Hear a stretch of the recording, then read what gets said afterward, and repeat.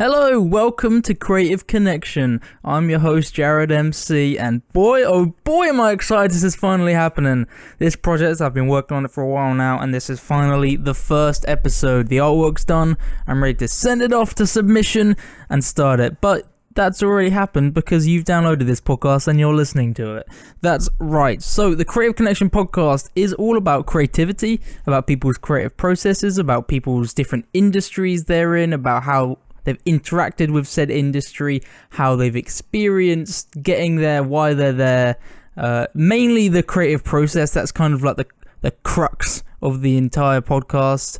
I'm really interested in creativity as a whole. I find it really interesting and fascinating. It's probably my favorite thing. I love making, but I noticed that when people talk about their craft, if you will, that people get excited, and I get excited about listening to it. So I thought, well, why don't I record these conversations and I'll share them with people. It's going to be great whether you're in the industry, whether you just like the people I'm talking to, whether for some reason you just like me and the way that I ask people questions. Because my gosh, it's a good way of asking questions. It's by far the best I've ever heard in my life. Okay. On today's episode, the first in Creative Connection podcast. I'm used to hosting a different podcast. It's very confusing. We've got a good friend of mine, Sam Tompkins, and he is blowing up right now. We spoke a lot about, he had a viral video that went around. He started busking a while ago, and it's had like a major effects on his career. There's a viral video that's going around, and we talked about the implications on that, how it's affected his career. We spoke about how he got there, kind of like where his music. He has an EP called Colored Emotions that dropped last year, and we kind of spoke about that and kind of how his career is moving on from that. He's got over, I think, 60,000 followers on Instagram now. He's just shy of 1 million streams on Spotify, which is an incredible amount of streams. I couldn't even comprehend that. Can you imagine seeing that many people in a room? That's just like who's jamming out to those tunes. Really great conversation, really great guy. I went to school with him, and this is the podcast that follows. I'll tell you what, I'm going to meet you around the back, and I'll outro this, and we're all going to have a good time. What I will say is that at the beginning there's mention of this being the second podcast. I didn't record these podcasts in order. I kind of just chose how to post them after the fact. So that is why this is the second. Okay? But actually it's the first. So very confusing. This is the first Creative Connection. Don't look back. You won't find any, but do come back next week. Okay? Without further ado, here's my conversation with Sam Tompkins.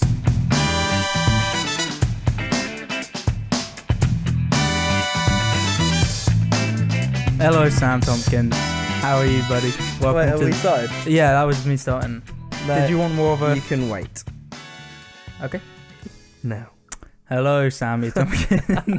Welcome to the Creative Connection podcast, dude. Thanks for coming. Whoa. Yeah, I'm here. I'm excited you're here, dude. It's going to be a good one.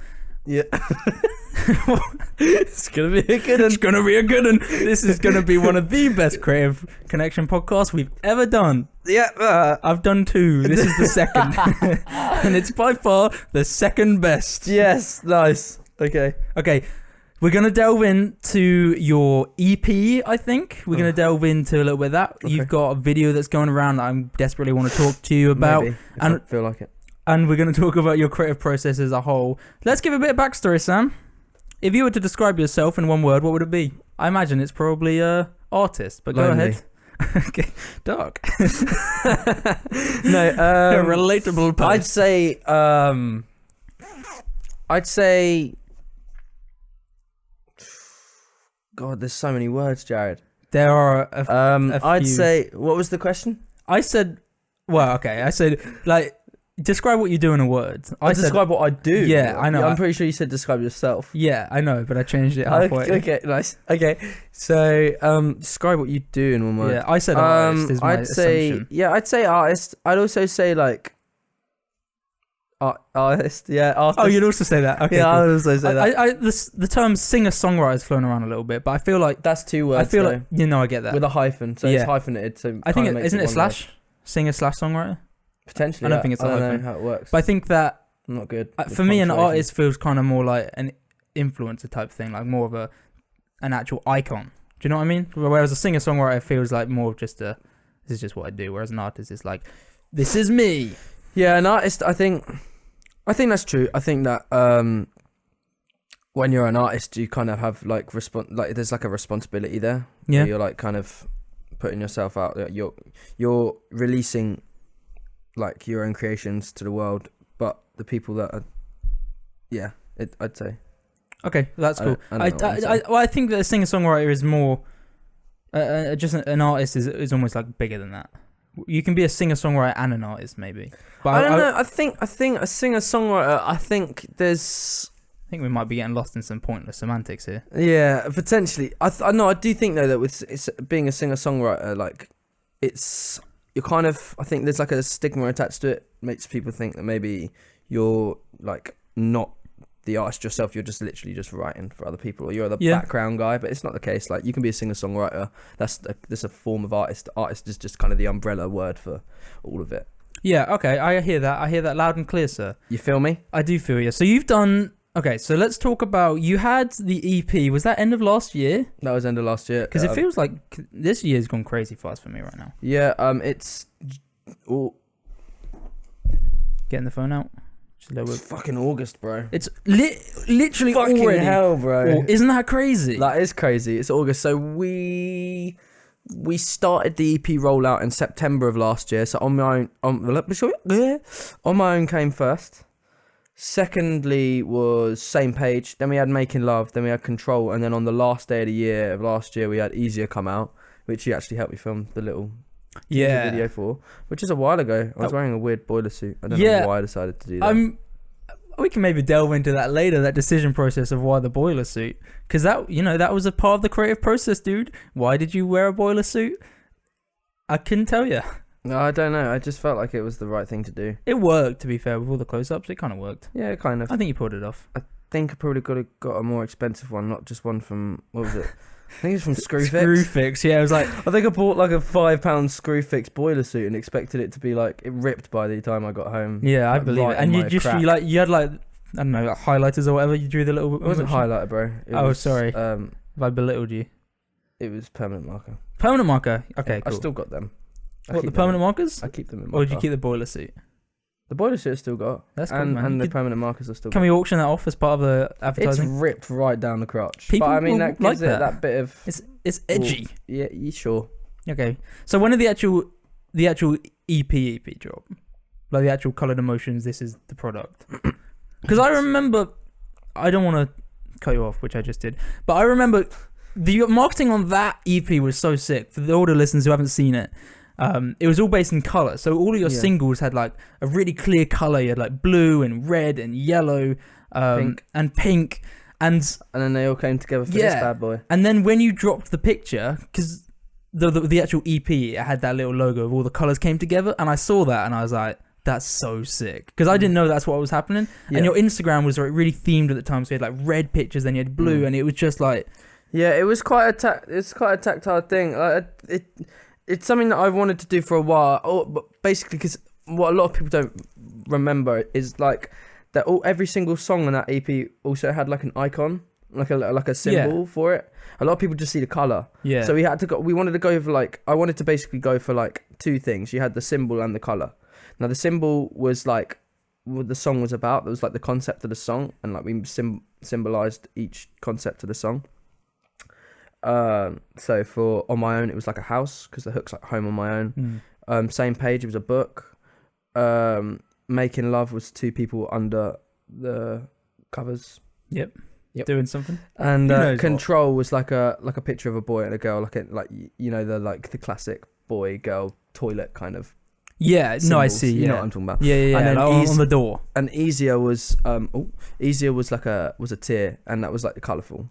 So basically, with the EP, like that was like a completely different creative process to like writing the music and stuff. That to conceptualize that took me quite a long time because I'd had quite a lot of time because I'd been held back from making music for quite a while. Not going to go into that, but like I had so many ideas, and this is like my main idea. This is the one I always wanted to actually use because I thought it was a sick idea.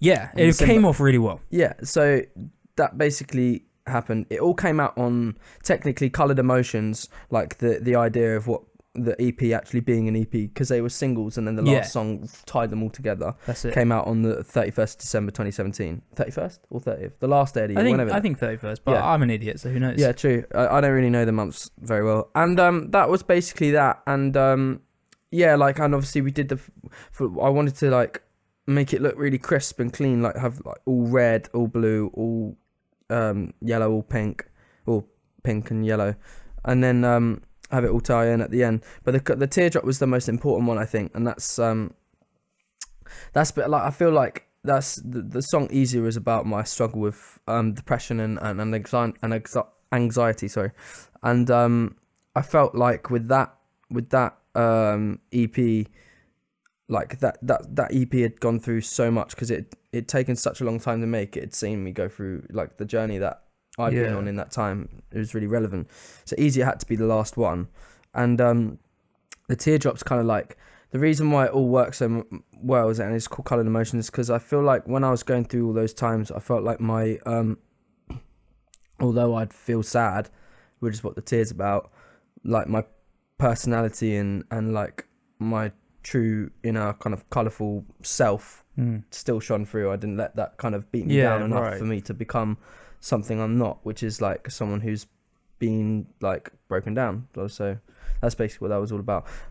But like it took a while to conceptualize that, but it wasn't like I wasn't like mindfully thinking, oh yeah, I'm thinking of that. It's kind of like it took a long time, like just because I wasn't able to release music, so I had a lot of time to right. So that was like a separate creative process than like the writing. Yeah, so definitely. It really like resonated with me when I saw it.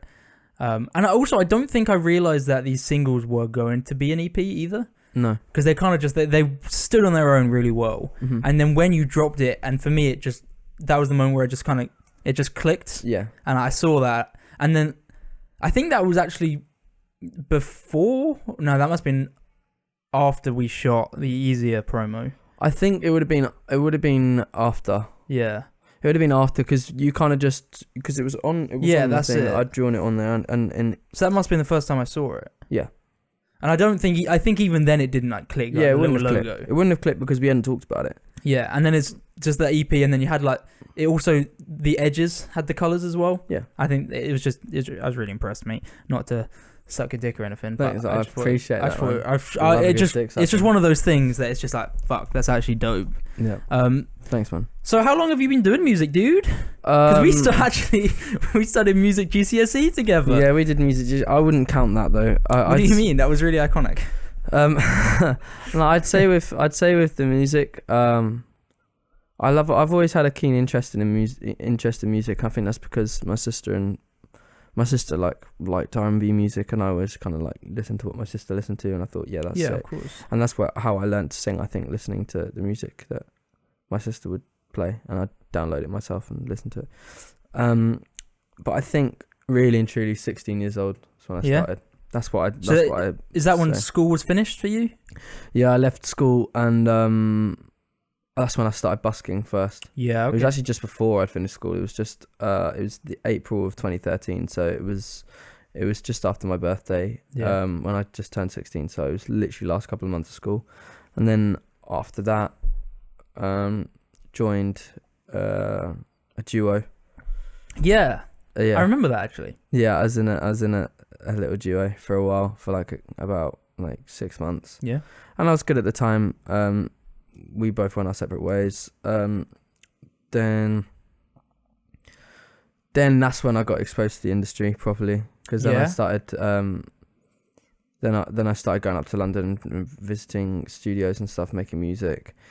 There's a big portion of that where it's like I was very unhappy. I don't like to speak about it too much because it's like I'd kind of want to push it back, suppress that because it's not like too much kind of thing. Yeah, that's fair. In the sense that the people I was working with, I don't really want to talk about them too much. Okay, yeah, I understand. Yeah, so up to now, and now I've been able to release music and also getting all this music out, and like working with Ren again, which is nice because we met around the time I was 16 when I first started. Really? busking, Oh, cool. So all it's like those all years kind of ago. it has just it's all come full circle. Yeah. But like, what's weird with Ren is that we wrote Blind Eyed, which is the song we've just released. Yes, you just dropped that. We wrote Blind Eyed in 2015. Really? Yeah, we wrote Blind Eyed in 2015. Shot the video in 2016. And this is the song you're doing on that viral hit? Yeah. Okay. And then we recorded that video, like the same week we were recording some other music video just for another thing that we're doing, side project. And yeah, so we just kind of and now that's happening, and that's kind of created like an influx of people being interested in music, which is great. So do you think that your first duo kind of gave you links in places? Do you think that's kind of how it started, or how did those links come about? Those links came about from me just going up to London with my friend Connor, and oh really? Okay.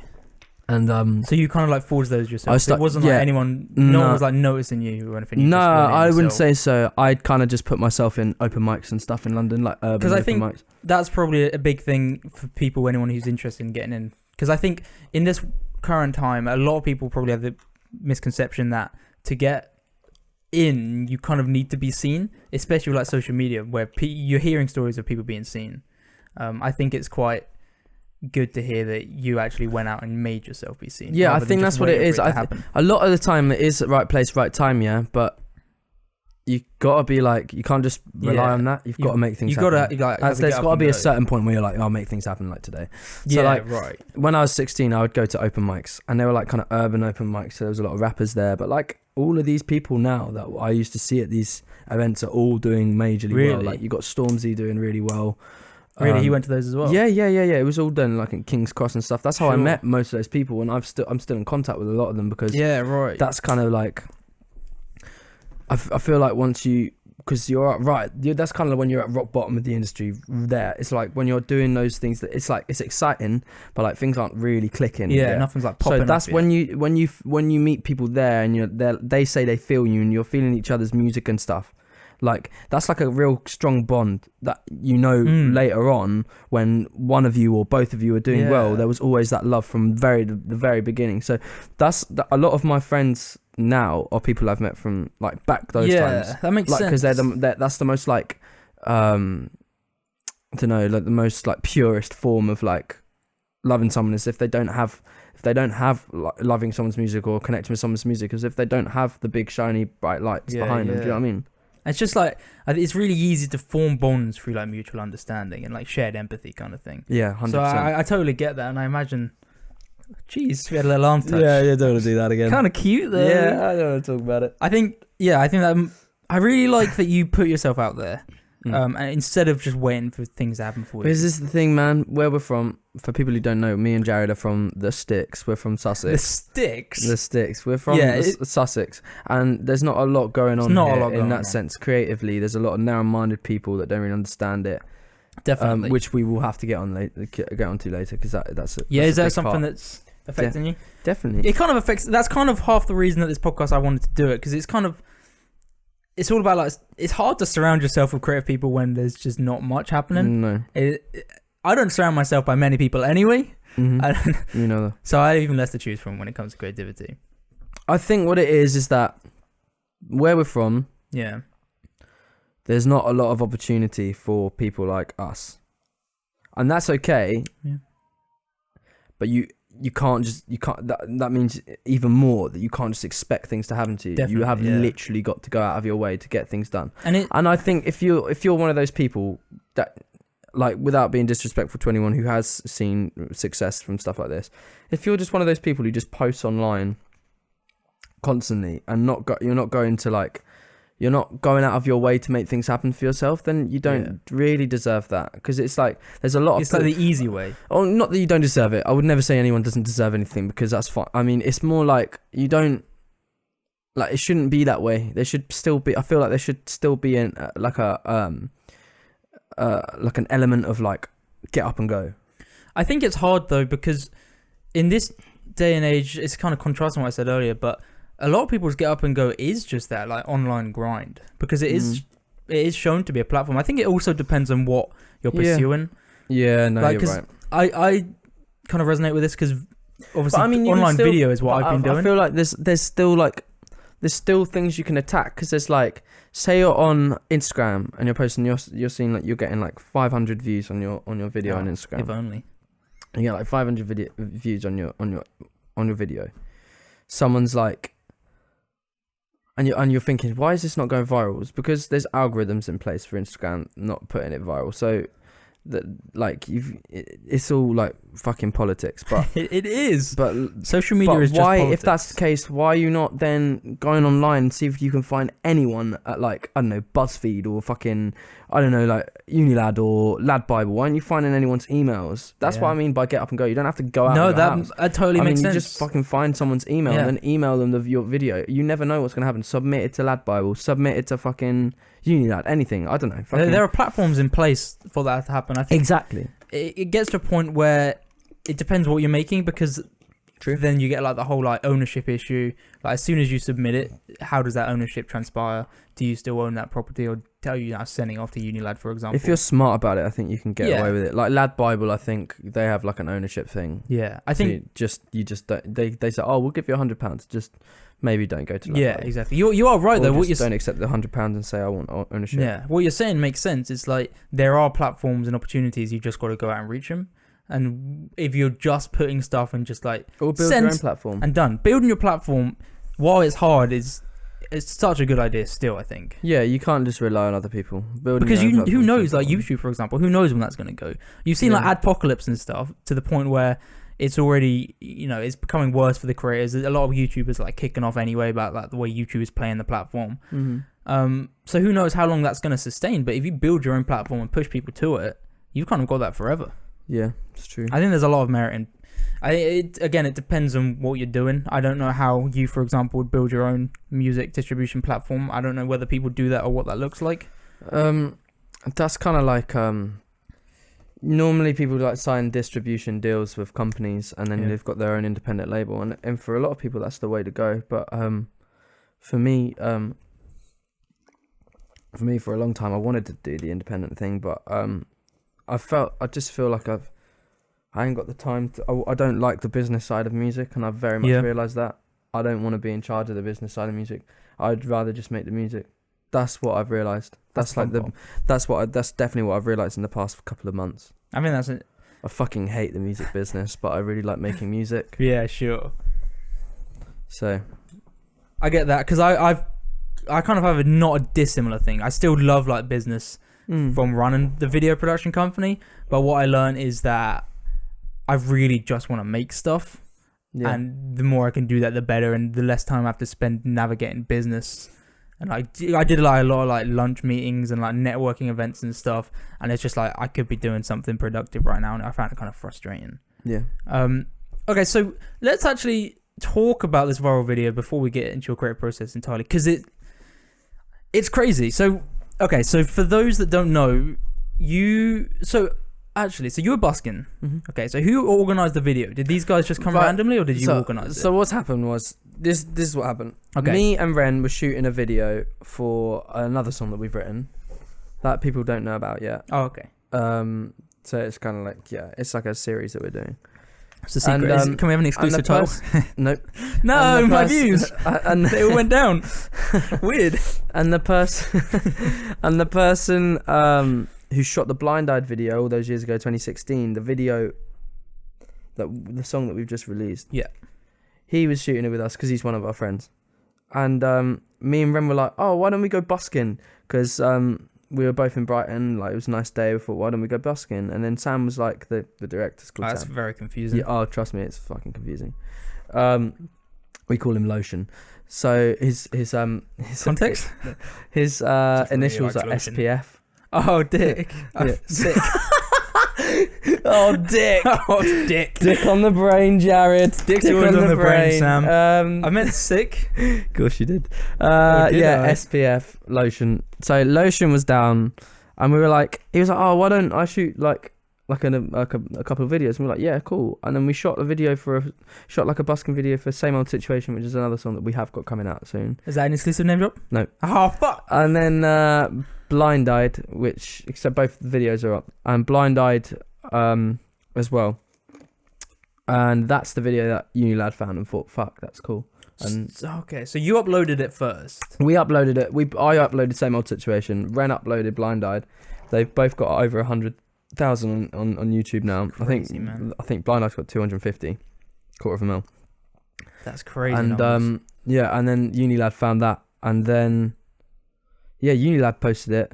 But also at the same time, what was really helping us is that a local restaurant in Brighton actually shared a video of us first, which is a different video, Really? which is this video of us singing a cover of "Feeling Good" by Nina Simone with "Trouble So High" by someone and by Moby and what's it called? Oh shit! And Master Blaster by Stevie Wonder. It was like a mashup, and that went viral. That's got like 3 million views now. Really? That's got more than the Unilad one has. Fuck, man. The Unilad's on 2.9, but this one's on 3, and that was just some local restaurant that posted that. That it's crazy how the internet works. Yeah, and that was all organic as well. Like no one paid for any of that shit. If we had to pay for that, bro, that would have cost us thousands of pounds. No doubt. All this shit, this would have cost us thousands and thousands of pounds. So that happened, and that was fucking crazy because like. What was mad is that it was at the Great Escape that video the cover video that we shot that after the Blind Eyed one had come up. Yeah. So the Blind Eyed one had gone up. It was gotcha. already up, I think, or it might have come afterwards. But we basically no, it had come up before. So sorry, it had come up before. We basically filmed the Blind Eyed one, put it up. Then basically I was in Brighton for the Great Escape. And this is a day after we dropped it. Yeah. We went out and busked again, me and Ren, and that's the time that someone videoed it and just put it on their restaurant page, and that just went fucking mental. Like it's got like 60,000 likes or something. It's fucking crazy. Man. And then so that happened, and then you go on to you was it? And then somehow like Unilad found us, and then they posted the Blind Eyed one. Yeah. So then that went huge, that popped and off. that was perfect because that meant that we now had a platform to release Blind Eyed, which we always knew was a big song, but we didn't think, it's a big song. It's crazy that it like a what's the word? Your own song. What's that called? An original. Yeah, it's crazy that an original picked up that much steam. That's what I'm saying, and that hasn't really happened for quite a while. Yeah. Virally, that hasn't really happened and still worked. So then basically me and Ren were like, let's fucking do it, let's release it, because we've been sitting on it for ages. Yeah, definitely. And if you don't know Ren's basically gone through quite a lot of issues, faced a lot of issues like health wise. Really? So he hasn't been able to properly do it. But we were like, fuck it, this is it. And Ren was like, yeah, this is my chance. And we put it out for distribution. And now you're going to get some exclusive information. Yes, We put it finally. out for distribution. I'm putting this on my Instagram. And no, you're not. Not yet. Not yet. No. And It's already on there. a week before, we had all the labels interested. All the major labels interested. And is that okay? Now, carry on with your story. all the major labels were interested because they'd see the video and they're Yeah. like, "When's the single dropping? Who you signing it with?" And we ended up signing it with Warner with a single deal. Really? Yeah. So we've got a single deal with Warner so it's just this one tune, and then Big man. so we've signed that, and so now it's hopefully gonna we've always thought this song's gonna be a big one, but we didn't think it would be this big, but we definitely. think now there's a potential that it could chart. Definitely Really? That'd be sick. So, forgive me if this is too personal, and feel free to not answer it. But was that single deal then how you could quit your job? Is that kind of no or was that no kind of that actually came beforehand anyway? after. That Really? came way after. Yeah, because I'm just trying to work out the timeline in my head. Yeah, so I was working at Vodafone, and I was working there since November of 2016. So this is quite a while, which is crazy. And basically, I went out busking with Ren. I think it was twice. And it was the first video, which is crazy. The first video was Blind Eyed. That's where the Blind Eyed video came out. The second one was the La Chosa one, which is the restaurant one that they filmed the cover. So two really fortuitous sessions. Yeah. After that, and bearing in mind, with the busking comes money anyway. We're like, in terms of, we make like 400 quid. Really? Solidly every time. I had no idea it was that lucrative. In Brighton, in the summer, when you've got all these beautiful fucking well-rounded, cultured, liberal, like liberating kind of people, if they hear things that they like and they see that you're on the street busking, because let's not get this twisted, yeah. I might have signed a single deal. I'm not fucking rich. Yeah. I need this money to support myself. I need this money to be able to continue. They know that. Yeah, of course. So we get a little bit of money, and that's great. And all we do is invest that into ourselves. It's food. All that is for us is food, potential travel, and music expenses. That's where all that busking money goes. Yeah, gotcha. And so that's basically. So after that, I saw myself making that money. I thought, why the fuck am I working for Vodafone, busting my ass for these people? I don't even like this job. I like the people I work with, but definitely. I don't fucking like this job. I don't like having to sell things to people that don't really want them. So I was like, I don't want to do this anymore. So I went in and just went to my manager. I was like, I want to quit. And she was like, okay, that's fine. Because they all knew I did music, and they were all like, that's fine. We're really happy for you. Oh, yeah. Well, when I saw that was happening, I was really excited for you as well. So I just thought to myself, no, this is going to happen now. Really? And do you know what? It's like,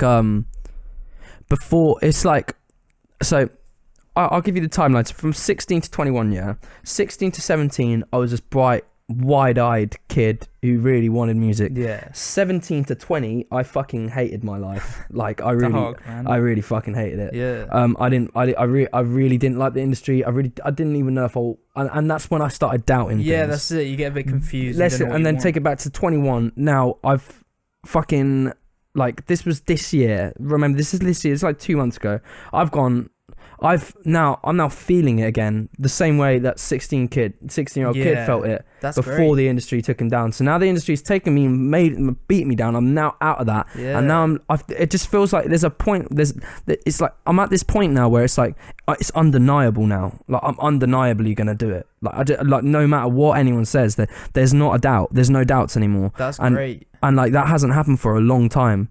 Because I remember the exact day, like I know the exact date of the day that I didn't of the time that I was like, shit, the first doubt came in my mind. It was December the 29th of 2014. Really? That's when I started doubting myself. How come you pinpointed to that day exactly? Do you know? Because that's when I had my first trigger of depression. Really? And that was it. That was the trigger. Yeah, fair enough. And I remember it. And 20, did I say 28th? I think you said 29th. It was 28th or 29th. It was around then. 27th, 28th, 29th. It was just after Christmas. I'm sure it was the 28th or the 29th. Anyway, it doesn't really matter. It doesn't really matter, but it's interesting that you remember it. But but it was like, it was then, and then it was 2 months ago where I finally was like, shit, this is fucking happening. That's and so I'm exciting. And what's crazy, and I tell you for why this is so fucking cool, is that I haven't seen, like, of the whole time I've known Ren, and I've known him since I was 16, I haven't seen him feel like he believes in it. Yeah, right. As much as I feel like he does right now. And it's that's even better, because like this, like, Ren's a little bit older than me, so Ren feels like this is his second chance with it all, because he had a lot of stuff happen to him when he was younger. This is like, but it's just perfect. It is just perfect at the moment. It's all like, what do they say? It's like luck is like being in the right place, but also like knowing enough and being ready to really utilize it. And I feel like that's kind of what's happened. Like, you got really like lucky in terms of this viral hit, but you had everything in the right place. Everything was ready. That you're ready to just take it where it needs to go. Yeah, exactly. That's what it is, and that's what's important. That's what it leads back to what we're saying. Like, you can wait for things to happen all you want, but if you have nothing to fucking back it up, exactly, you are fucked. Literally, you are absolutely fucked, and then you're scrambling, and then you don't get the best. You'll get your moment, and then. Whereas now, I've worked on music for. The music that I've got now is all from this year. Like, all the music that I'm would be releasing from now is all been written this year. But like, there's like fucking umpteen amounts of songs. Really? And I can just pick and choose what works. But like, now I've got something to back me up. Whereas, definitely. Whereas a lot of people might not have done, because they would have just been focused on that one song. So how much? Obviously, you got your single deal, but how much interest have you had from corporations since that viral hit happened? Because even on your everyday life, have you had any like people that have been like, oh, you're from that video? Have you had a lot of that stuff happening? Yeah, so I think of stuff. So in terms of like, I can't talk too much about the corporation side of stuff because that's fair enough. kind of. But I can say there's been lots of interest. Yeah, because that's what interests me more than anything. That people are noticing. Yeah, but my thing, like, but in terms of like people stopping me in the street and noticing me, that happens. If I'm going out in public, that happens almost daily. That's so exciting. I bet you love that. To an extent. I do. And it's like, and people would be like, oh yeah, stroke your ego kind of thing. And to an extent it's that, but it's not. It's also like, because of what Blind Eye's about and the lyrical content, the concept of it, and the way it's organically come out. Yeah.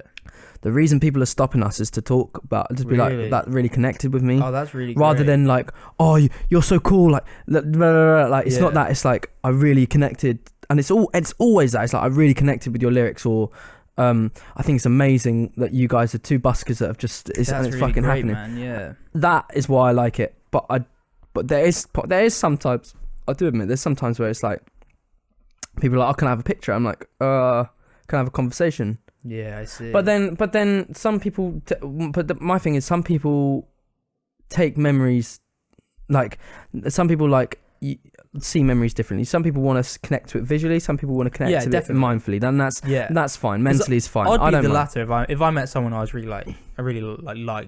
Who was quite big. I just think it's like, I think it shows a lot about our generation in the sense that people like, to an extent, not validation, but they like to show people that they're doing things.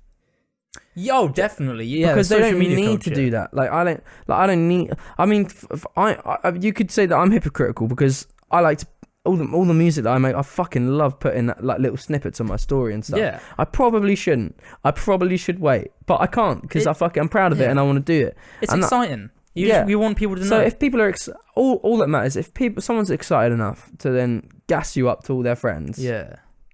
I think for me, if I got to that point, it would kind of be like validation of the journey. That's kind of how I'd. It's like a gratification, isn't it? Yeah. So I just wondered if that was the same for you. You're like, yeah, and I am here now. Exactly. That's exactly it. Like if I'm walking down, it happens a lot in Brighton. Brighton's like the place. That's where it all began. But fucking, I was in Kensington the other day, and it happened like 3 times in one walk up the high street. Because the video got to the point where people were tagging me in it, and I saw someone tag me in it. No way. And I was like, what the fuck? No way. It's just one of those real like surreal moments where it's like, why have you tagged me in this? Do you know that I'm friends with Sam, or is this just like you just wanted to show me this video? It's crazy, man. Like that's how big that video got. Nuts, isn't it? Yeah, it's so weird. Like, it's crazy. Fucking, I don't know if I can say this. Well, you probably should. Exclusive content. There was like there was a moment I think where someone Ren has an old friend that lives in Australia. Okay, good day to them if they're listening. Yeah, and that old friend basically hit Ren up and was like, I just heard your song at a party in Australia. Fuck. In Australia, bear in mind these people. I don't know if they've talked in a while or anything. That's crazy. But yeah, that is crazy. It's fucking crazy, man. It really is. Yeah. Have you had? We will listen. This is all like the bantery industry part. We're gonna get into your creative process in a minute, just for anyone who's really on the edge of that creative process excitement. Mm-hmm. Have you had any like issues with people that you used to know, like being jealous or anything? Has that ever come across? Because a lot of people don't like it when people they know get success because they kind of want it. I'll be honest, I haven't experienced that in a while. But you have previously? But I have experienced that. Yeah, loads of times. Yeah. I mean, it's always masked. It's never like, I'm jealous of you. It's always like, they do things. And like sniping. Yeah. Like I got booed off stage once by people local that I do know. Really? And I don't know if it's not one of those things where I'll be like, oh, they're just jealous. It's just like, yeah, right. I don't know. It's just like they just have some kind of like resentment. problem, but they don't know me from Adam. Like I know these people are just fucking idiots. Like I just know them as that, and they're from local. They're from Bexhill. Yeah, they're a group of people like. So the people they probably know who you are. Is what you're saying? Yeah, they know who I am. Yeah, they know who I am, and like they're I know who they are, but they don't know me. Yeah, Like, exactly. I've never had a conversation with any of them. Yeah. So it's kind of just like a thing. Just because you don't like the things I'm doing, maybe don't like the music. I understand that. Like, no, it's not for everyone. Like, music's fucking subjective. Super subjective. Like, art is just subjective as a whole. But like, if it was me, Yeah. and I was in a crowd, and I was going to see someone I really liked, like an artist I really liked, and I saw someone that was local, was supporting them, Yeah. and like doing well, you think good for that Definitely, person. yeah. No matter how you feel about their music, and then to go and boo them, I just think that makes you a bit of a cunt. I think so. Absolutely, I think so. And I don't like to use that word, No, but sometimes you gotta. but I think that does make you a bit of a wanker, because I think it's like you might I don't know, you might be a fucking, I don't know, you might be a fucking decorator. They might be a decorator, an external decorator, and they're fucking, I don't know, I'm walking down the street, and no, actually, I'm going to decorate my house. I'm just I'm picturing it. average I want to decorate my house, Yep. and I employ this person, and this person has employed these people. They happen to be the people that fucking boo me off stage. Yeah. I'm not gonna fucking boo them at their job. You're I'm not decorating shit. Yeah, I'm not gonna go, you're shit at decorating, am I? I'm just gonna be like, I hope he does a good job. Yeah, sure. Do you know what I mean? Yeah, I see And what I'm you like, mean. I hope he yeah. does a good job, and like, I mean, yeah, that's kind of the end of it. good, and I hope that Like, good for them. They're working. Yeah, doing what they but that's the kind of person I am. But mate, I mean, these times, this was like 2 or 3 years ago. So like at this point, like it's I'm over it. But Yeah. I do think it says a lot about someone's character if they're prepared to do something like that. Yeah, I find that interesting because I know it happens a lot, especially when the grind is long. Like some people just like are an overnight success, and then you immediately get like the butt lickers. The butt lickers come out. But then the people that really like have to grind for it, a lot of people are like, man, I wish I had that kind of drive. But instead of saying that, they're like, why is he doing that? And then they just kind of like have that like weird like jibes against it, and That's then weird. they blow up, and that's when the butt licking comes out. It's Yeah. like a hard Because 180. it always does. Yeah. And yeah, I mean, yeah, of course it does. People want to be like, if someone's doing something cool, people want to like feel like they're there. They want to be involved with it. Mhm. Why wouldn't you? So why have the middle bit in between? Eh? Exactly. Just back them, be the wind in their sail. Exactly, Jared. That's what I've never said before, Yeah. but I'm pretty sure it's a saying. It doesn't have to be. You've made it a saying. Well, I've said some Be the wind in their sail. Wind and sail is useful, Yeah. and I imagine it's the same when it comes to like careers and stuff. Yeah. I just did some real cool gymnastics shit Yeah. that's not going to translate in audio. Yeah. Not at all. Let's delve into your creative process finally, shall we? Yeah. Because this is the meat of the podcast, and this is when it gets really interesting. I'm really sweating. I got beads coming down all kinds of places. Nice. I'm wearing a vest and you're wearing a hoodie. It's not a hoodie. It's just a fleecy thing. It's not even fleece. What do you call it? It's like a jumper with like a half. You can take it off if you want. You'd like that, wouldn't you? No. You wearing anything underneath? Yeah, I do. Then But I come with the move. Okay, that's fine. Do you want to talk about songs in general? You want to talk about the EP specifically? Where do we want to start with this? Because starting. Let's talk about songs in general, I think. Okay, so let's. So you. Okay, so how does this work? Because this is what I think I'm going to end up saying this every podcast. I'm going to try and find a new way to not do that. But when I have ideas, it usually just kind of. I'm just doing something else and suddenly I have an idea, and then I'm like, I need to take that home. I very rarely will sit down and just try and come up with ideas. Oh, I see what you mean. Yeah. So what's like your beginning? Where do you start? I mean, it's sometimes what you're saying. Yeah. Right. So let's give you an example. There's a song called "No Manners" that I've written. Okay. That Exclusive content? I've put out a video on Instagram of me singing that acoustically. No exclusive content. But now this is going to sound crazy, but that melody, because things, for me, what comes first is the melody. And then I fill it You in like with hum it? lyrics. Yeah. You like hum it in your head? That you're fucking came to me in a dream, bro. Whoa! That hook is probably one of my strongest hooks. Really? That I came up, That's that a dream happened in my dream. Wow. I'm not even joking. I woke up in the middle of the night, noted that, and went back to sleep.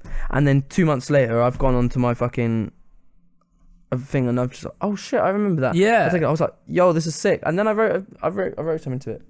And That's crazy. And it's a big tune. I really believe in that song. I don't think I've ever had a good idea in a dream. It's all just some like weird ass shit. I don't know. I'm not one of those people that's like really mad spiritual, but I feel like if there was a spiritual experience, that's kind of one. I feel. I mean, yeah. Because it's like no matter what state you're in, there's that. I don't know. It battled its way into my mind and it got there. Do you see what I mean? And I imagine that might even make it sound sicker to you because it's like and it makes the song so much fucking cooler. Connection to it. But like sometimes I'll be just doing work. I'll be doing admin work, writing an email. I don't know that. Fucking Alexa, man. Fucking Alexa. Jesus Christ. Oh no, she's listening. Alexa, turn off. I don't think she does that. Oh, it worked. Go ahead. What was I saying? You were talking about doing some admin work, sending some emails. Oh yeah, so if I was sending some emails, I'd still, if I came up with a melody, I'd always go voice note it and then come back to it later. So the voice note is voice note is very important. For you. But like, if I've like put a set down for 1 to 6, that's my studio time for the day. I'm going to a studio or I'm at home. Yeah. I'll stick on a beat or like have a producer working on something, find a chord progression, then start writing to that, put a melody to it, then write lyrics, and then, melody to it, then conceptualize, then write lyrics, and then after that, like record, then after that, it's kind of like harmonies, ad-libs, and then I help with the co-production, so I'm like, oh, I think this could go this way, and I think that. Yeah, okay. I see. And then vocal mix, and then, yeah, it's a long... So that's kind of from it to being finished. How do you go about finding your producers? Do you have like a set producer, or do you hit people up? Do people hit you up? I hit people up and they hit me up. Oh, a bit both. Yeah. My thing is at the moment I want to work with anyone and everyone. Yeah. No matter what the sound, whatever I come out with, at least I've said I've tried it. Yeah, right. And some producers I work with better than others. Some people understand the sound that I want to do more than others. Yeah. Some people want to go about making their sound and then putting me on it, and that's fine, but it doesn't always work. Yeah, okay, I see. So you're fully up for like everything right now. Mm-hmm. So any producers out there, hook them up. Okay, so sometimes you have ideas and then you take them in. So how often do you go into like a studio session without an idea? Does that ever happen? 95% of the time. Really? Okay, Yeah. so that's more of it then. Like I have no idea most of the time. Yeah. So then how does that work? How do you begin that process? Then I kind of just go, I kind of want to make a funky kind of record today. Really? And then we listen to some inspiration. Okay. Then I go, I like the elements of that tune, or even not that. Just be like, I don't know. Just you go, oh, let's do a track inspired by Michael Jackson, but with like a current edge. I don't know, it's just something like that, and it just works. Yeah. Just works. If the producer gets what you're saying, then it works. Right. And okay. like 95%, if a producer's a good producer, he'll get it. So you're jumping and you get ready and then just be like, let's just do this. And Yeah. that's kind of the start of the process. And what's really weird is that whenever I go into studio now, Yeah. at this current moment in time, and I've written I think 10 songs this week. Jeez. It's been a lot. You've been grinding, mate. Fucking grinding. Respect. I don't dislike a single one of them. Really? They're all really good. in That's my opinion. really good. And now I found a formula that works for me, and I just do it now. That's sick. I make so much stuff that I'm like, this is shit, and I just do nothing with it. Like finished product. I think that's okay, because for a long time you do get like that, but Yeah. I think everyone hits their stride eventually. Yeah, right. And I'm on it now. Like it's really that's great, and it's the perfect time to be on that stride as well. Like everything's like coming 100%, together, as we 100%. said. How big is inspirations for you then? Like you mentioned that like Michael Jackson and listening to tracks at the beginning of a studio. Do you feel like most of your stuff comes from like, I'm gonna listen to a track and then I'll be like, I'm gonna do something like this? Or how? I mean, it doesn't all come from that, but inspiration's very important. Like I wouldn't have picked up a guitar. I wouldn't have started busking. I wouldn't have picked up a guitar if it wasn't for like Ed Sheeran. Really? So he's like your big inspiration then? At the start, yeah. But then I wouldn't have learned how to riff and do my runs and actually sing the way I do if it wasn't for Usher, Justin Timberlake, Michael, fucking Stevie Wonder. Like, Really? So is that all self-taught then? mhm. That's crazy. So I think I've had like 2 singing lessons my whole life. Really? Because your voice is I mean, I'm no great musician, but it is pretty insane. And I'm pretty sure most people will agree with me. I think that, though, is because I taught myself. Really? I think if you get taught by people, you end up either sounding like them. I can see that. Or unless you have a really good teacher that lets you explore your vocal, you're going to be like stuck sounding like everyone else with the same technique. I made my own technique. I don't even know if it's the right way to You sing. just invented it? I don't know. No, I mean, you know what I mean? No, Like, yeah. I created it in my mind in the sense that I know how my voice sounds on different things. Because I often find when I try and sing, because I like singing in the car and stuff, like have a little like Everyone jam does. session. Good. Yeah, they do. I find that often I know what sounds good because I have like a music ear. Like I've always liked music and I studied it and I play a bit of bass. I always know what's gonna work and I just can't get my voice to do it. And I always find it so frustrating. I'm like, I know what note needs to be there, but my voice is just doing whatever the fuck it wants. My thing is that part I don't get. Right. Without sounding, you can just do it. Without sounding like some fucking arrogant piece No, of I shit. think people like, just naturally I talented. don't understand how that works. Like for me, like when I sing a song, I think it's because in my mind I have to get it right. Really? Otherwise, I just think I'm not a singer. I can't. I mean, that is that. definitively true. Does that make any sense? Like in the sense that, I like, think so. I don't know. It's just weird. It's like someone saying like what you just said is something I could never picture myself having a problem with unless it was like a note I couldn't quite reach. Yeah, my voice. I think that makes sense though, because also you also like super practiced, so you know your voice in and out. But my thing is that like I think the reason why I sing the way I do is because I live and breathe music and I sing all the time and I've always sung all the time, even from when I was a kid. Because people still tell me stories about how I used to like go up and down on the bus singing on the way to school. Yeah. People still talk to me about that. Yeah. I don't know why. I don't know. I don't care.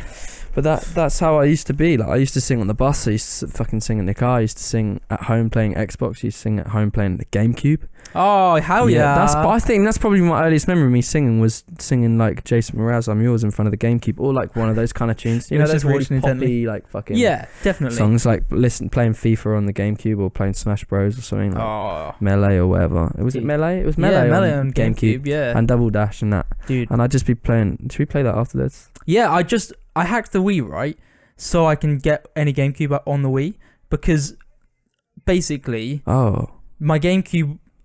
What was the reason? I think I wanted to play Melee, but for some reason GameCube games are super expensive again. It's like gone back around. For real? Yeah. I've got loads of them. You could probably make some money. Only on like the Nintendo ones, right? I've got all of them. You could probably sell them for quite a lot.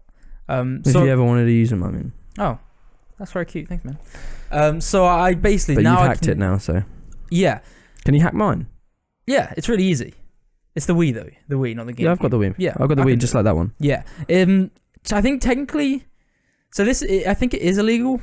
If I'm being honest. It probably is illegal. But I also think that the whole point of being able to download ROMs on the internet is that it's like a backup. So if you lose your game, you have a backup. I'm pretty sure that's a loophole because I do have Melee. I just lost it. So I have Melee. So I'm saying it's okay. If anyone ever comes at the door, they're like, "Where's your copy?" Just be like, "Oh, I lent it to my friend Sam." Yeah, that's it. Okay, cool, gotcha. So I feel like it's a loophole, and I'm technically living in the legality. And I got Double Dash as well, and I bought Double Dash. Double Dash is the best. And they gave me one. I don't want to hear anyone giving me bullshit. Yeah. Mario Kart Double Dash is the best. Mario Kart. Dude, I've only played like once in my life because I didn't have it when I was a kid, but my friend had it. It's fucking sick, and I loved it so much. It is so good. Have you got it? I've got it on the hacked Wii. Wicked, let's play. Because I bought it. We'll have to play that after this, and they for sure. sent me a broken one. Oh, ass. And I was just like, well, fuck that then. That's ass. And I never sent it back because I'm lazy. Okay, so you tend to be inspired by people. That's great. So where are we? So your producers. So you work with the producers. How much input do they have, do you think? Or does it vary? It's no, I mean, it's very important that they have... I'm not going to go stand behind them and be like, this doesn't sound good. Right. They've got to be creative and do their own thing. Definitely. That's how it works. But if I feel like, oh, this might sound cool, I'll suggest things. And like sometimes we'll come to the agreement that it doesn't sound good, or sometimes they'll be like, actually that sounds really good, or they'll be like, I don't like that, and I'll be like, I do like that, and then you kind of talk about that. So it's super collaborative. It is super. You have to be, man. I imagine so. Yeah. Unless you're getting a beat off YouTube, which is something that some people do. I have done that. Yeah. When I'm writing at home, that's what I do a lot of the time. Unless at the moment I got producers sending me beats, which is good, but like that's useful. YouTube, like YouTube has loads of beats, and you can find things, and I don't think there's any harm in helping like writing music to songs that you might not ever release, but just learning to write and Practice get better at makes writing. It's perfect. fucking true. But also you can just take melodies and stuff from those songs or lyrics and put them into other songs. Yeah. Well, when you are actually like writing lyrics and stuff, how do you go about that? Because obviously it's quite personal, but then it also doesn't have to be, you know. Yeah, that's true. But you don't want to be. Sometimes it isn't. You don't want to like when you're writing. You don't want it to be. Or maybe you do, but you want it to be like quite metaphorical almost, and you want it to have like layers and stuff to it. So how does that process work? Or for you at least, anyway. Like, do you have like an outline, and then you're like, right, this is what I want it to be, and then you like go more in depth to it, or does it just kind of come out as like the first draft is kind of how it finishes? For me, I like to think that when I finish a demo, like the first time, I feel like that's what it's going to sound like, but it's an enhanced version of that. So lyrics and melody, it always stays the same. So that's pretty much the same. But in terms of like, sometimes it is hard. Like, it is hard. Like, I remember the last time I wrote a song, well, the last time I can remember where it was really a problem, where I did struggle. There's a song called "You Broke My Heart So Gently," and that was about. I wrote that about a relationship I was in not long ago, and we broke up. And that it was like I felt so shit afterwards. I could, like, even then I just couldn't bring myself to write about it. So it just made me upset. Yeah. So I let some time go past, and then I looked at it from a retrospective point of view in hindsight, and that was really tough, man. Yeah, I believe it. It was really tough, but the song that came out of it was fucking sick. Yeah, and I bet it resonates with like, people. and I fucking love that song so much. But so sometimes it's a problem, but sometimes it's fucking healthy to be doing that. It's healthy as fuck. Kind of like therapy almost. Like just like working your way through it. It is therapeutic. Working through things like that is super, super important to getting over them if you're creative. Yeah. Because for me, I don't express feelings the same way as someone else might. I feel like creatives, they put everything into their art. Yeah, I think that's very fair. Or give a good portion of themselves to the art. Yeah, I think... I give everything to it. It begs the question, though, if you're not... Did you say it bakes the question? It bakes the question. It begs the question. No, there's a question in the oven right now, and it's currently baking, and I want it out. Okay, I want it out I'm right sure now. that's not the term. No, I did say begs. Okay. I was just fucking memeing you. Memeing me? Yeah. I didn't know that was the term either. Yeah, memeing you. So it begs the question, how do people who don't have a creative outlet, how are they dealing with these emotions? If they're not putting it out into... like a song or a video or anything or a poem. I think what's the best way of venting, do you think? I think in terms of venting, I think the most important bit is expressing it somehow. Yeah. If that's, I imagine it must be harder. If that's creatively, if that's writing down your thoughts, which is something I used to do, is literally not just songwriting, like writing how I feel. Yeah. Telling someone. Like a problem shared is a problem halved. Oh. That's what I like. That's what I've always been told, and I've always had in my mind. Yeah, I think it makes sense. I think it's important to lean on others, but not too much. Try and be your own support system. Yeah. But don't be scared to ask for help. I feel like that's how people get through things. Okay. Is by sharing it with other people. Yeah. I think that's a really big, and I do that, but I do it in a way that's like I share it with everyone. With literally everyone. Even if they don't want it, they got it. And they'll bloody well enjoy it. Yeah, they fucking bastards. They bet. I don't think I've ever, like... Obviously, my medium is so, like, comedy-based. I don't think I've ever... tried anything serious? I don't think... no, that's too dark. I don't think I've ever, like, vented through my creation. I think I've always used comedy. You can do that subconsciously. Yeah, that might be right. And you might be using... I've made a lot of way of I've used a lot like reflecting. Yeah, I definitely use comedy. This is a therapy session.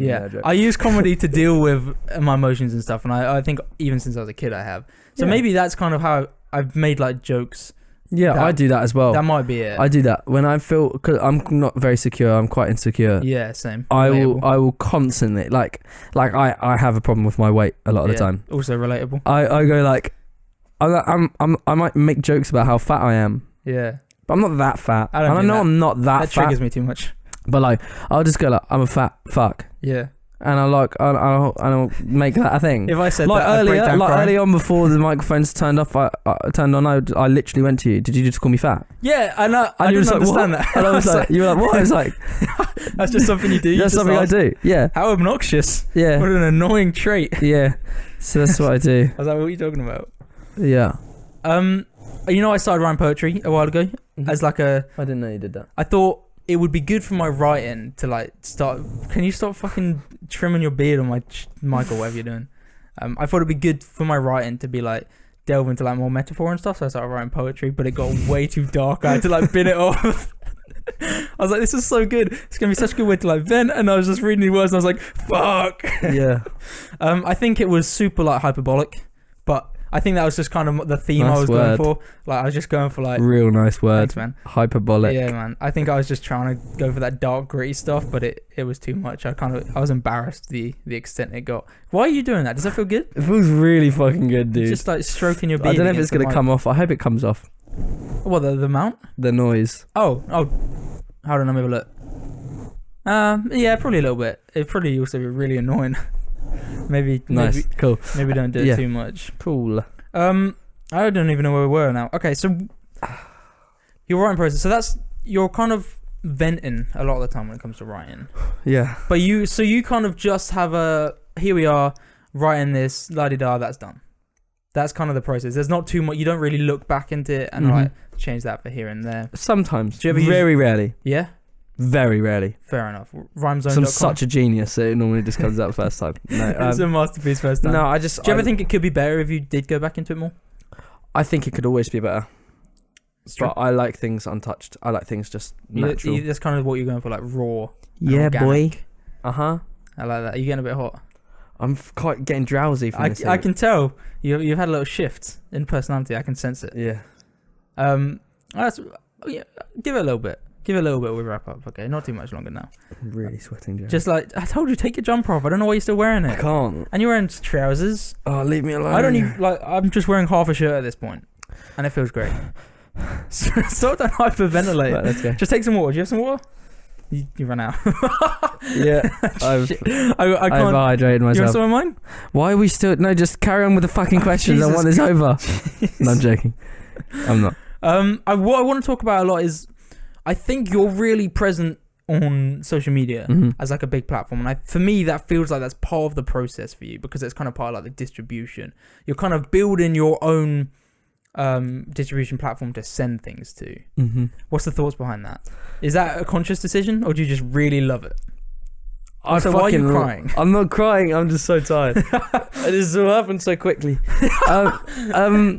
God, I'm really so. I need Take off the jumper. just a sec. It's not that hard. Oh my Jesus! I've actually got like beads of sweat dripping down me right now. Just Oh! Whoa! I told you I was gonna get this loud. you're peeking the microphone, dude. I fucking hope so. I told you to make it louder. I know. Right. So now, give me the question one more time. Good question. So you're very up and coming on your social media, and I'm wondering if that's a conscious decision to build that like artist platform. Oh, definitely. I've realised over time that one of my most important features is my personality. It's it makes things more interesting for a consumer or someone, a fan or follower, to I feel like it's more important for them to engage with the artist personally. And I've always wanted to be one of those artists that people can be like, oh, I'd like to go to the pub with that guy. Really? Do you know what I mean? Yeah. Just Do you know have what I that mean? presence. Like, I feel like, Yeah. like there's a guy called Post Malone. Do you know Post Malone? Yeah, I know Post Have you Malone. seen any videos of Post Malone? Yeah. He seems like Super, the most like, fucking personable. chilled fucking motherfucker. Yeah. You can go to the pub and have a Bud Light with him. Do you know what I mean? I want to be that guy, except I don't drink, so it'd be something else. But Yeah, like, that's fine. You can I have want to that. be like that in the sense that I want people to be like, oh, I'd love to just go chill with you. And that it actually comes off because people hit me up and they're like, oh, I'm coming to Brighton. Do you want to go for a drink? Oh, do you know what I mean? Like, they don't even know me. They're just connecting with my music, right. but they also get me as a person. Really? Yeah. So that's social media is a big part of that. But you use it so much for 100. distribution, and you had that EP time. Do you still like do that where you're releasing a song and then you have like a big campaign going on with like multiple Instagram posts, for example? Yes. And how does that come about? Do you have to like brainstorm? What Yeah, you're gonna have? You have to have brainstorms and you have to think about exactly what it's going to be. I haven't done that one for a while, but yeah. Yeah, You do conceptualize. Yeah, it does take a while. How much do you like your Instagram page as a whole? How much do you conceptualize that, and how much is just like shit? I need a picture. Let's just post one. Because I think it's 50-50, bro. Yeah. Yeah, I think it's a lot of the times like that picture looks cool. I'm gonna put that up. A lot of the times like that picture will look cool when I put this up because it makes sense visually. Yeah. Like it's different, and videos are quite important. Videos are my most interactive, most interactive thing. Really? You get the most comments and stuff on that? 100 motherfucking %. Really? And so that's what you 100 motherfucking %. What are the videos usually like? You just playing or? Me just playing. Yeah, just like fiddling. Just playing. No, I mean like playing tracks. What are the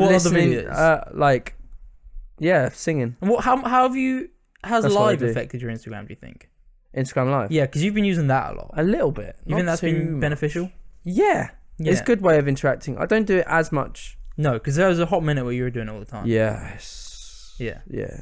You're dropping off that a little bit. Yeah, just chilling for a bit. Because your Instagram also popped off at the same time as viral videos hit, so that must have had a big effect on your following, did it? Because, well, for me, it looked like you were on like 30 or something, and then I looked again, you were on like 50, and it was just like that. That's what happened. Yeah. So so that's related. Alfie and Zoella posted me. Really? What, on Instagram? Yeah. Big, man. Yeah, that was on Instagram. You got a link? Because I wouldn't mind getting her on the podcast. Yeah, I do. All right. We'll talk about that after. Yeah, cool, no worries. Coming soon. Exclusive content. Yes. Jeez. So there's a big time for that. And how, when you're doing like a single release, for example, how like long do you give that to like pump that out in terms of like social media? Do you have build it up, or do you just like whoop? At the moment I'm just putting it out there like a week before, like letting them know it's coming and then drop it. But I think there will be more campaigns. Yeah, like more hype and stuff. Yeah, it's gotta be. Yeah. Do you ever do any like press release, like any interviews or anything aside from the? I haven't done that yet, but it will be. Yeah. Now from now on, I think. Come on, man. I got some more stuff on this list, but how are you feeling? You wanna I'm fucking tired, man. We've done an hour. I think it's been a really good podcast, man. Yeah, it has been. If listen, we can wrap it up. That's calm. I'll have you back in one day in the future. Yeah, hopefully. we'll get running. Yeah? Yeah. I don't know if you can say that without confirming. I fucking can. Exclusive content. Yeah, we'll get running. All right, come on, man. Is there anything you want to like tack on the end? Thanks for having me. That's cool. Where can I've been Sam. Where can they find you? This has been Jay Disnick. Where can they find you? You can find me on Instagram and Twitter and Facebook. What are those handles? Spotify. Do you have those handles? SoundCloud and You really just Instagram again. If you wanted to look at me twice. handles?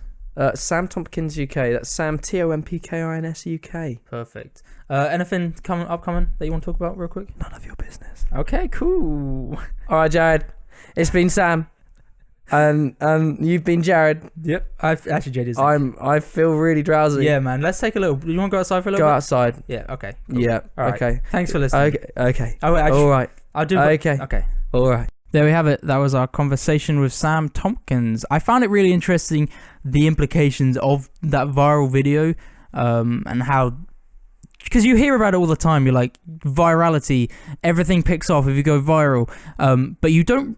Well, at least I've never really experienced that firsthand. So I found it really interesting that it actually had like big effects for him career-wise, and that it wasn't just people seeing you. But I've really found it interesting that he started getting approached and he got that single deal out of it.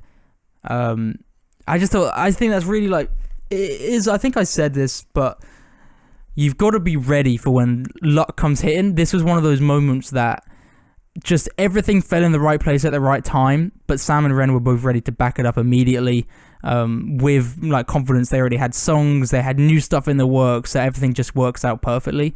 You've got to be ready to take those opportunities when they've come. You've got to be ready to take opportunities, because opportunities, they will come. A lot of opportunities will come and you just won't even know, and you'll be like, no, I can't do that, or there's some kind of excuse why you don't do it. So you've got to be ready to accept opportunities and realize that it's an opportunity when it happens, but also you've got to be ready to back it up, because if you're getting these opportunities, you need substance there, or you need to be confident enough or competent enough as well, to actually follow through the opportunity and make it work. So always keep grinding. So you're ready. Just, you could be making videos, for example. You could be making YouTube videos. You could be making stuff. It's not really working. No one's watching them, but you're making them. You're getting better. You're getting better at your craft. You're learning what works. You're learning how to be entertaining. You're learning how to be funny. You're learning how to edit. You're doing all these things. So then when opportunity does come, you're ready for it. So I just think that's a big takeaway. Just make sure you stay grinded. Make sure you're alert. You're ready for these opportunities, but also ready to deal with them when they come. Never stop practicing. Every day is a school day. How insightful. If you like this podcast, don't forget this is the pilot season. So it's really important that you're sharing this with anyone who might find it interesting. Maybe they're a budding musician. Maybe they're just any kind of creative. They're interested in the process.